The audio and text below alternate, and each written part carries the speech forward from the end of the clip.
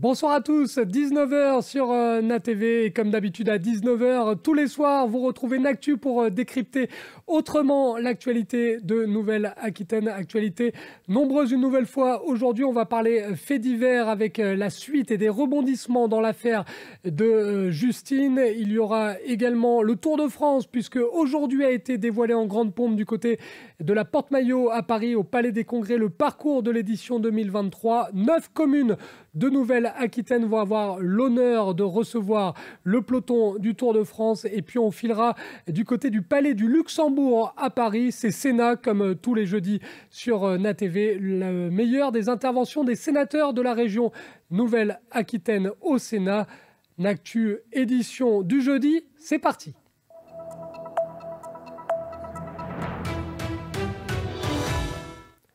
Et on débute avec une info justice. Je le disais, il y a eu du nouveau dans l'affaire Justine Vérac. On rappelle les faits et les circonstances. Justine Vérac qui n'avait plus donné de nouvelles depuis la nuit de samedi à dimanche. Une jeune femme âgée de 20 ans qui avait été aperçue pour la dernière fois vers 4 h du matin dimanche près de la boîte de nuit La Charrette où elle passait la soirée à Brive-la-Gaillarde. Un homme a été placé en garde à vue. Des traces de sang ont été découvertes dans sa voiture et le sac à main de la jeune femme retrouvé calciné à proximité de son domicile. Rebondissement aujourd'hui selon nos confrères de France Télévisions, puisque Thomas Cuny, journaliste à France TV, nous informe que le suspect en garde à vue est passé aux aveux. Il dit avoir tué la jeune femme, enterré le corps près de son domicile sur la commune de Bénat. Il est cependant revenu sur ses aveux concernant le viol. Justine Vérac, donc, qui avait disparu, laissant beaucoup d'émotions du côté de la Corrèze. Et évidemment, dès que l'on reçoit des informations supplémentaires, on vous proposera plus de détails dans les différents shows de NATV sur Nactu, bien évidemment, mais aussi sur notre site internet. N'hésitez pas à le consulter, na.media. Vous êtes de plus en plus nombreux à visiter ce site et on vous en remercie. On passe à Sénat, comme tous les jeudis, vous avez l'habitude dans cette émission de Nactu, le meilleur des interventions des sénateurs de Nouvelle-Aquitaine du côté du Palais du Luxembourg à Paris. Aujourd'hui, je vous propose d'écouter tout d'abord Max Brisson, c'est le sénateur des Pyrénées-Atlantiques. Max Brisson qui a interpellé Pape Ndiaye, le ministre de l'Éducation nationale, au sujet de l'islamisme à l'école. On l'écoute. La parole est à notre collègue Max Brisson pour le groupe Les Républicains. Merci, Monsieur le Président. Depuis Aristide Briand, la religion ne peut faire obstacle à la loi. Et la République a peu à peu donné à la laïcité une dimension singulière dans l'enceinte de nos écoles. Pourtant, le mois dernier, tout comme ont publié les chiffres du chômage, vous annoncez, Monsieur le ministre de l'Éducation nationale, 313 atteintes à la laïcité. Mais Monsieur le ministre, 313 atteintes à la laïcité, ce sont en réalité 313 violations de la loi. À défaut de nous rassurer, vous affirmez n'avoir pas la main qui tremble. Vous rappelez que les équipes valeurs de la République ont été renforcées, tout comme la formation des professeurs. Enfin, vous annoncez un plan de communication sur les réseaux sociaux pour réduire l'action des influenceurs. Ne pensez-vous pas plutôt, face à un projet politique radical, celui de l'islamisme, qu'il faille d'abord appliquer la loi dans toute sa rigueur? La semaine dernière, un proviseur parisien disait dans une interview « Un collégien qui fume, on le sanctionne. Des élèves qui portent des tenues religieuses, c'est plus compliqué. On manque d'un cadre précis. » Alors, Monsieur le ministre, ma question est simple. Quand allez-vous donner à tous les chefs d'établissement de France un cadre précis, des instructions précises, pour que face à ces violations de la loi, ils aient la certitude d'avoir le soutien de leur hiérarchie pour appliquer la loi, toute la loi, règle la loi. Merci. Pour vous répondre, la parole est au ministre de l'Éducation nationale et de la jeunesse. Merci, Monsieur le Président, Mesdames et Messieurs les sénateurs, Monsieur le sénateur Brisson. En la matière, vous avez raison, la boussole, c'est la loi de 2004. Et j'ai bien indiqué qu'il fallait une application ferme, stricte de la loi de 2004. Vous avez rappelé le renforcement des équipes valeurs de la République. Nous parlons ici de plusieurs centaines de personnes à l'échelle du territoire. Nous les renforçons encore cet automne. La formation, vous l'avez rappelé. Des sanctions ont été prises contre des élèves récalcitrants. Elles seront encore prises au terme des procédures engagées. Nous allons d'ailleurs vérifier et également relancer et préciser les choses en matière de sanctions qui peuvent aller jusqu'à l'exclusion définitive des élèves concernés. Et en effet, des sanctions de cette nature ont été prises.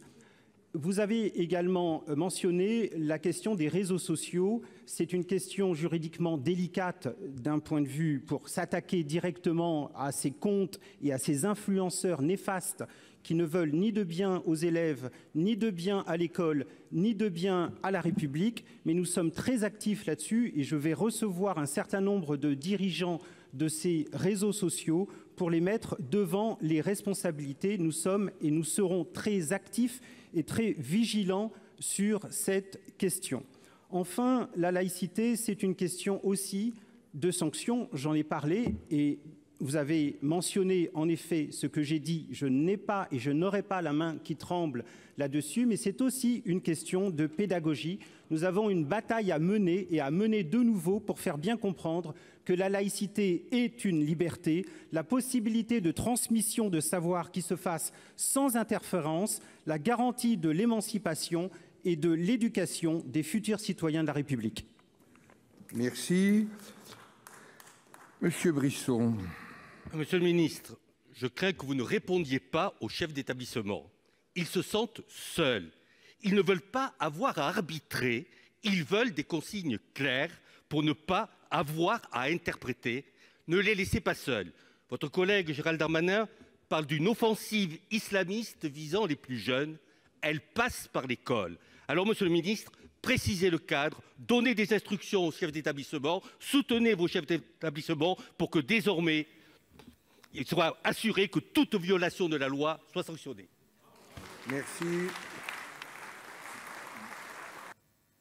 C'était l'intervention de Max Brisson, le sénateur des Pyrénées-Atlantiques, et la réponse évidemment du ministre de l'Éducation nationale, Pape Ndiaye. Autre sénateur de la région à être intervenu du côté du Palais du Luxembourg hier, Serge Mérillou, le sénateur de la Dordogne, qui lui a interpellé Dominique Faure, la secrétaire d'État chargée de la ruralité. C'était au sujet du dispositif des zones de revitalisation rurale. On écoute tout de suite Serge Mérillou et on revient juste après pour la fin de N'Actu. Monsieur le Président, Madame la secrétaire d'État en charge de la ruralité, mes chers collègues, travaillez main dans la main avec les élus ruraux. Vous l'avez promis le 19 octobre dans la presse. Ce même jour, l'AMF sortait un rapport sur la nécessaire préservation du dispositif des zones de revitalisation rurale. Or, sur ce sujet, les élus attendent toujours une main tendue. Pour l'heure, pas de calendrier. Pourquoi tant d'opacité? De la clarté, voilà ce qu'exige la ruralité. Depuis 1995, les ZRR sont un vecteur essentiel du développement et de l'attractivité de nos territoires. Leur fin annoncée en décembre 2023 inquiète les élus. Ce dispositif concerne aujourd'hui près de 14 000 communes et engage 320 millions d'euros. Une somme dérisoire au vu des effets positifs observés sur le territoire. Implantation d'entreprises, de médecins, d'acteurs économiques. Bref, il a su contribuer à redonner vie à nombre de nos villages. Le rapport sénatorial d'avril 2022 et les ruraux saluent son efficacité. À l'instar de l'AMF, il vous demande de reconduire un dispositif réformé, prenant en compte les évolutions des territoires en concertation avec leurs élus. Revenir à l'échelle des communes et instituer 2 niveaux de classement et toute une série d'autres mesures. Bref, le travail vous est prémâché. Emparez-vous-en. Posons les fondations d'une nouvelle politique de dynamisation des zones rurales.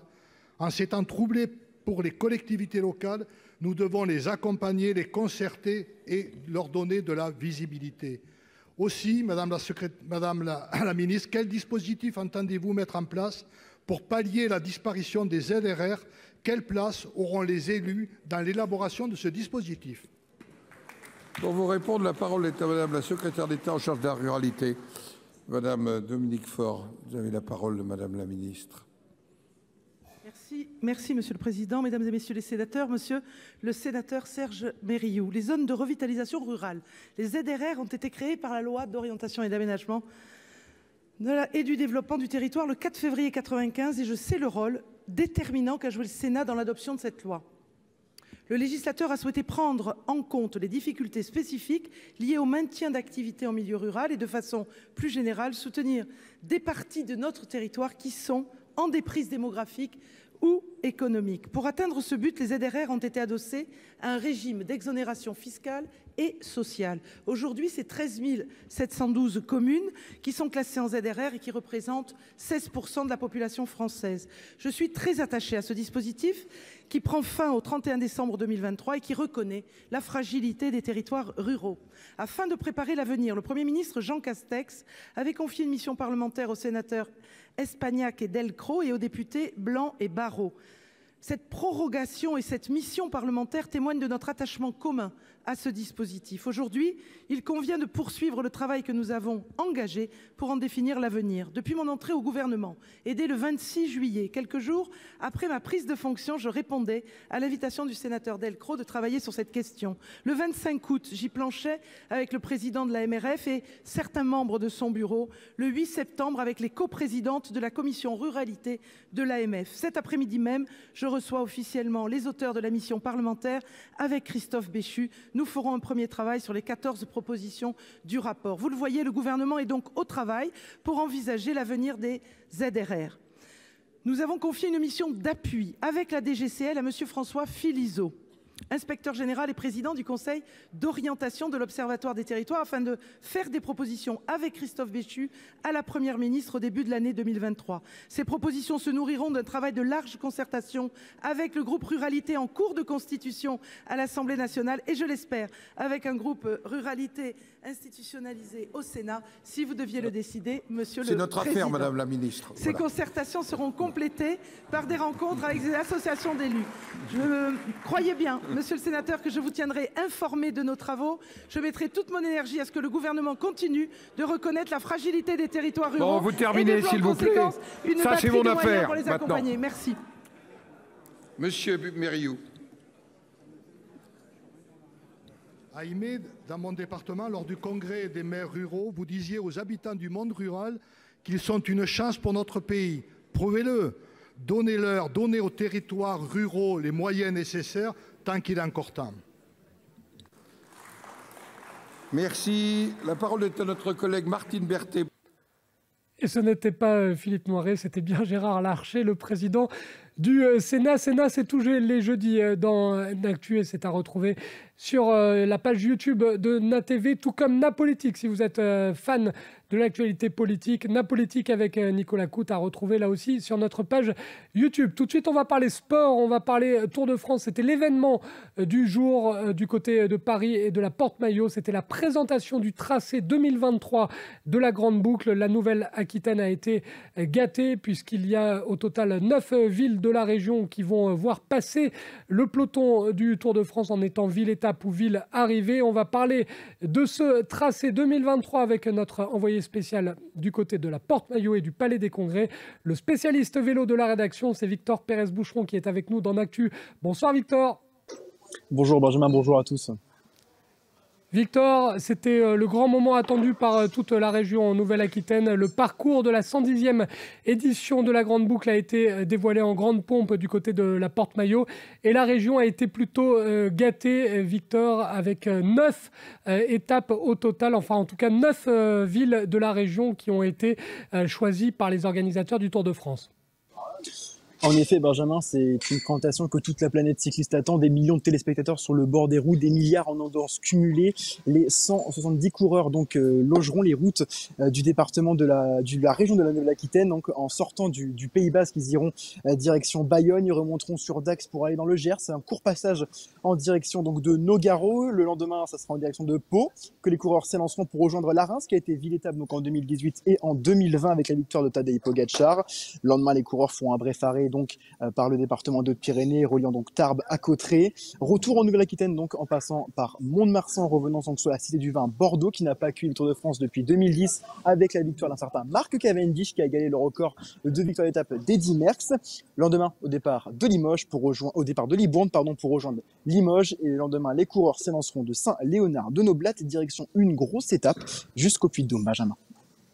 Tu le disais, Victor, Bordeaux n'avait plus accueilli le Tour de France depuis 13 ans. Bayonne, ça fait 20 ans. Limoges, ça commence aussi à remonter. Bref, c'était un moment attendu par tous les fans de vélo ici en région Nouvelle-Aquitaine, tout simplement parce que le Tour avait boudé les grandes villes de la région. Et là, c'est le grand retour, on peut dire.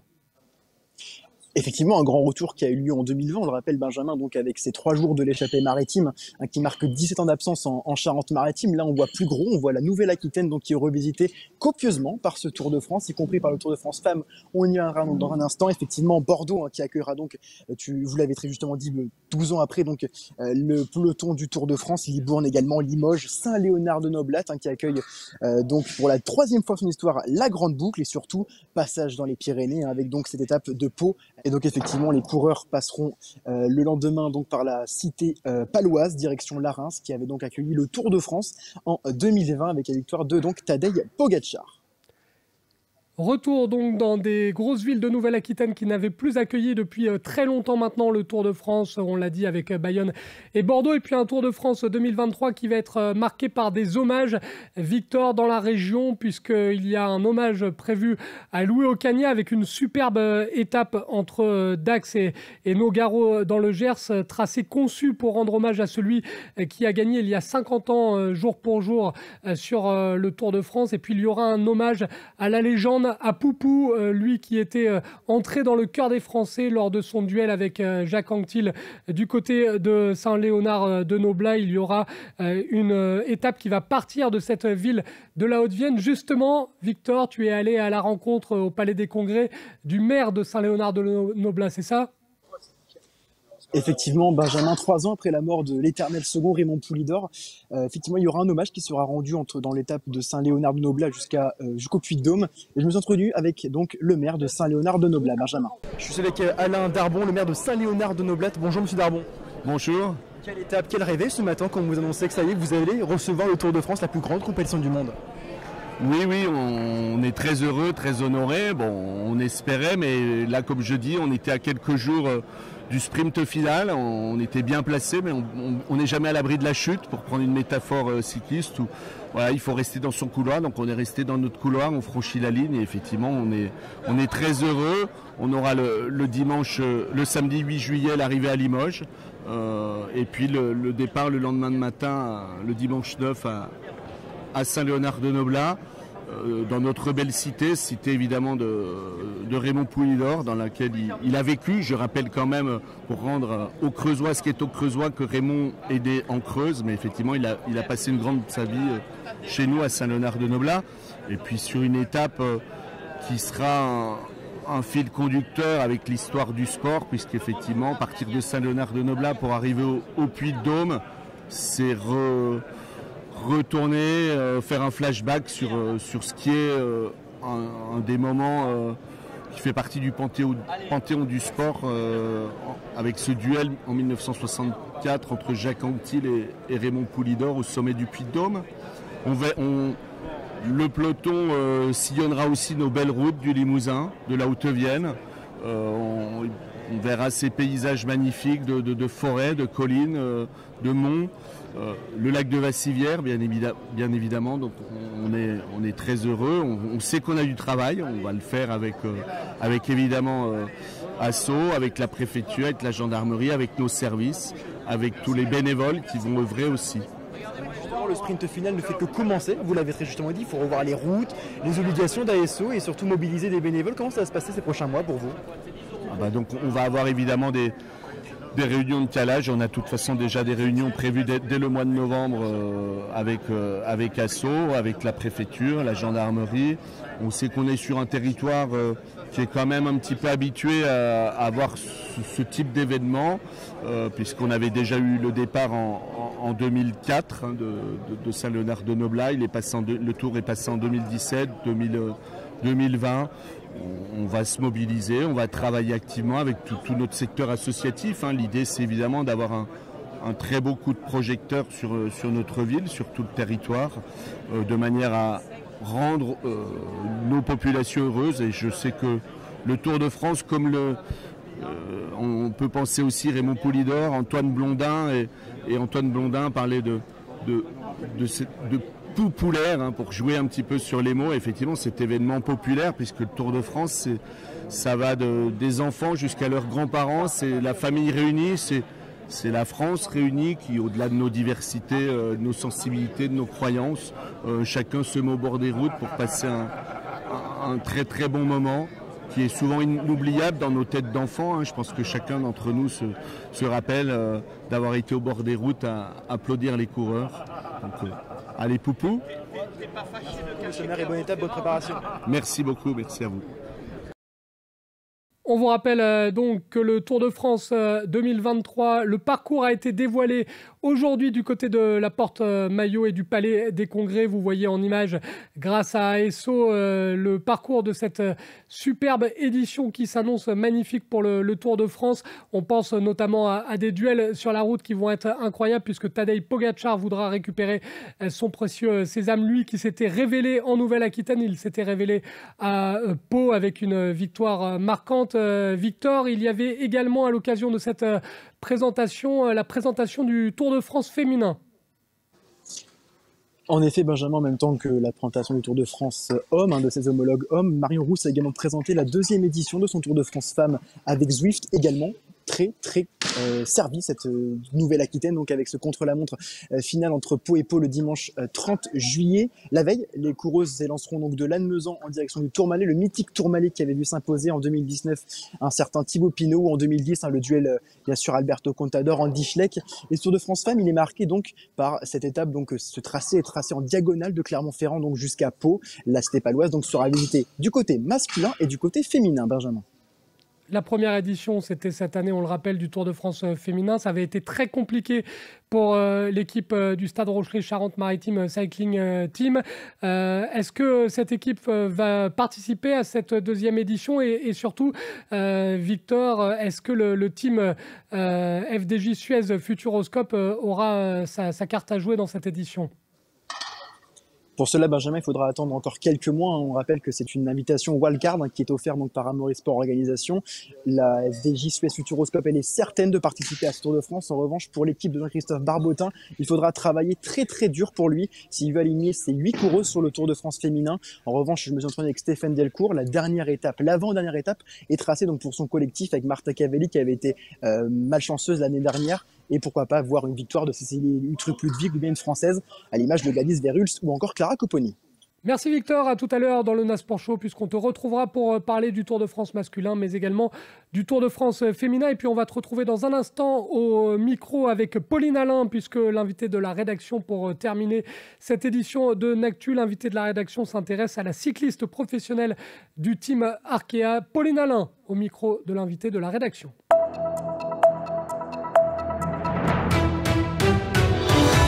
Bonsoir Pauline Alain. Bonsoir. Donc vous êtes cycliste professionnel pour Arkea et vous avez bouclé donc en juillet dernier le premier Tour de France. Quelle est la sensation ?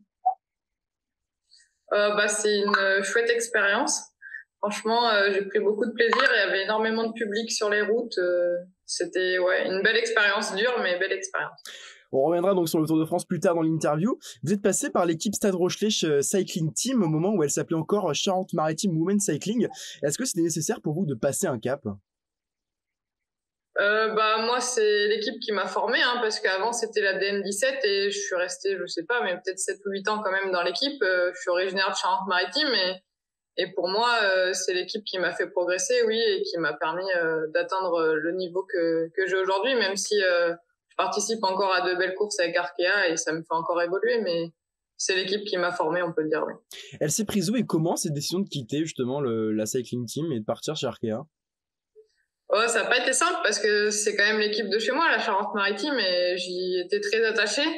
Après, il y avait ce nouveau projet Arkea se créer et c'était une belle opportunité aussi. Et je pense que pour évoluer, des fois, on a besoin de voir autre chose aussi. Et ça m'a fait du bien aussi de pouvoir voir un autre fonctionnement.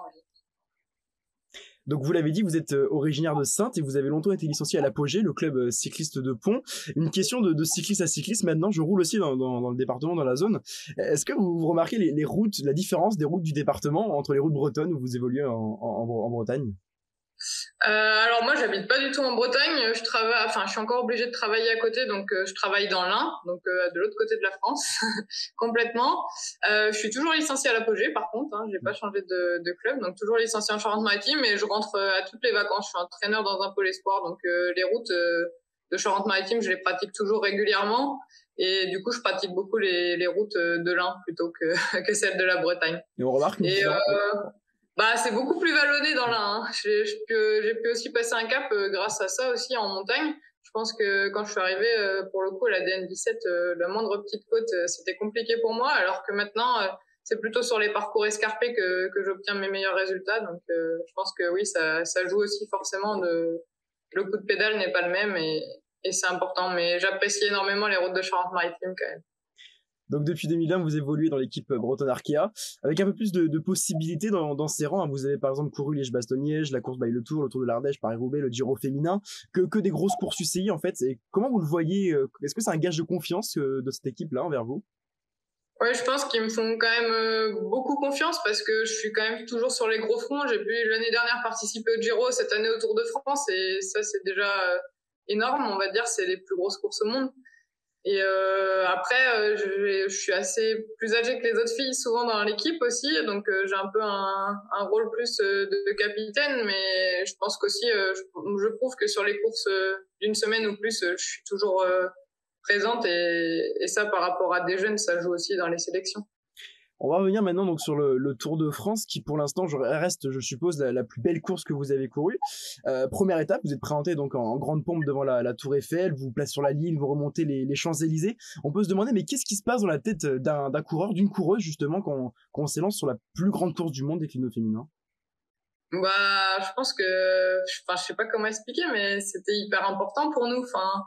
Puis en plus, je pense que c'est mythique, les Champs-Élysées, c'est l'arrivée des garçons depuis plusieurs années et c'est la plus belle avenue de France. Donc oui, forcément, on a envie de bien faire et on est hyper motivé au départ du Tour de France sur les champs. Donc les étapes s'enchaînent, ça a été un tour un petit peu plus difficile pour vous, mais vous avez quand même rallié l'arrivée dans les temps. Est-ce que ça a été plutôt une semaine de plaisir ou une semaine de souffrance? Plutôt une semaine de plaisir quand même. Le monde sur le bord des routes, ça donne de la force énormément. Et même si c'est dur, on sait qu'on est dans la meilleure course au monde. On a le public français qui nous soutient. Dans les montées, c'était assez énorme. Et non, c'est beaucoup de plaisir quand même. Donc c'est vrai qu'on met la souffrance de côté pour profiter justement de tout ça. Oui, c'est pas facile. Après, ça reste 8 jours et c'est ce qui est aussi abordable. Je pense si c'était beaucoup plus long avec le niveau des filles qui sont présentes, ça aurait été plus compliqué. Mais j'avais fait le Giro qui était 10 jours et même si le niveau était peut-être un peu moindre parce que je pense que sur le Tour de France, c'était l'événement cyclisme féminin de l'année, donc tout le monde était préparé pour. C'est un peu comme une année olympique, je pense. Tout le monde avait un petit cran au-dessus d'habitude, mais ça reste 8 jours et on peut s'accrocher et bien faire.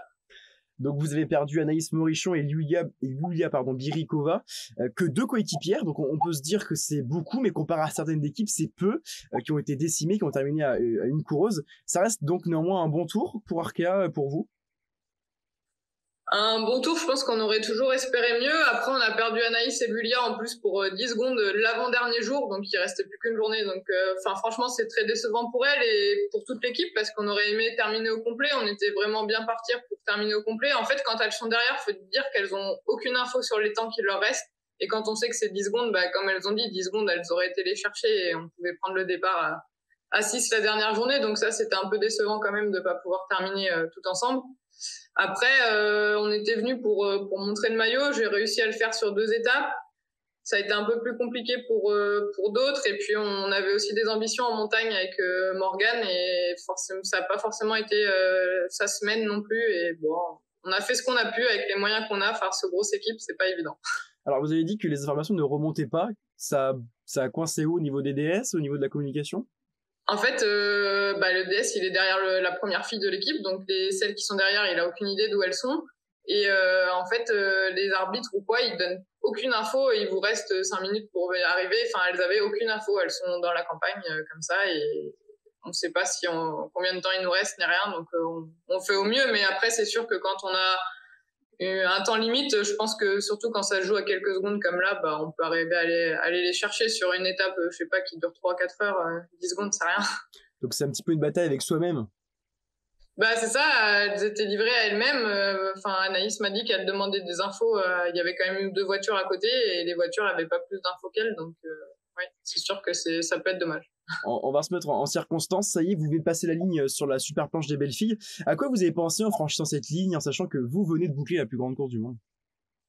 Là, comme ça, je sais plus exactement, mais non, c'est comme, moi, j'ai apprécié, comme je vous ai dit, toutes les journées. J'ai pris beaucoup de plaisir sur chaque étape et celle où j'ai pris le plus de plaisir, je pense que c'était l'avant-dernière, le Markstein. Il y avait énormément de monde dans les montées, l'ambiance était assez folle et c'était énorme. Après la planche aussi, mais c'est tellement raide que c'est un peu plus dur de prendre du plaisir. Et puis au Markstein, j'étais quand même dans le groupe avec Marianne Vos qui avait encore le maillot jaune sur les épaules, donc c'était une belle réussite pour moi. Ouais. Vous l'avez vraiment senti, cet engouement du public pour le Tour de France Femmes? Oui, franchement, il y avait énormément de monde. Enfin, j'aurais pas pensé au départ du tour. Je me disais oui, il y aura du monde, mais je pensais pas autant que ça. Et là, on avait quasiment autant de monde que pour les garçons. Enfin, nous, notre chauffeur de bus avait fait le Tour Homme les semaines avant, et il nous disait qu'il voyait pas beaucoup de différence au niveau du public, et ça, c'était énorme pour nous. Oui. On a remarqué pas mal de messages sur les réseaux sociaux envers vous, pas vous personnellement, mais envers les filles du Tour de France, comme quoi, voilà, des chutes qui auraient pu être évitées parce que c'est des courses de cadettes, à court comme des cadettes. Qu'est-ce que vous leur répondez à ces gens-là? Je pense qu'ils regardent pas les courses des garçons parce que malheureusement, il y a la même chose. C'est la dure loi du vélo, les chutes, il y en aura toujours, et c'est comme ça. C'est la plus grosse course au monde. Tout le monde a envie de bien faire. Mais je pense que moi, je regarde beaucoup le cyclisme masculin à la télé et c'est exactement la même chose. On voit des très grosses chutes, on pense à celle de Liège-Bastogne-Liège avec Alaphilippe, et sur le Tour de France, dès qu'il y a des pavés, des choses, tout le monde veut être devant et ça tombe pour moi autant que chez les filles, pas plus chez les filles que chez les garçons. Donc il n'y aurait aucune différence? Non, je vois pas de différence. Il y a eu une journée où il y a eu énormément de chutes. Après, les autres journées, il y en a pas forcément eu, ou une seule. C'est des choses qui arrivent, quoi, malheureusement. Donc si on parle de vos objectifs sur le long terme, lesquels sont-ils? Paris-Roubaix, justement, ou le prochain Tour de France, justement, si vous avez l'invitation? Paris-Roubaix, c'est pas forcément les courses que j'apprécie le plus. J'ai eu la chance de pouvoir disputer le premier Paris-Roubaix.